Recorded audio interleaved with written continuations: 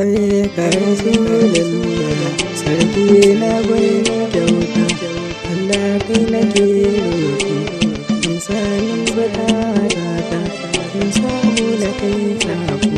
duk mai san rasulullah ya kafa da rasulullah labbaika rasulullah ta kauyen maza ka wuce ba mai ja da kai wanda ya ja da kai a sani sai bauta ta nuna wa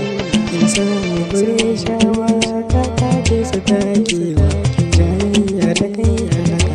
Muhammadun Rasulullah farkon mafaɗi a faɗi karatu ne a sama ilimi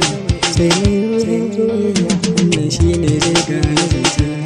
ya Allah rabba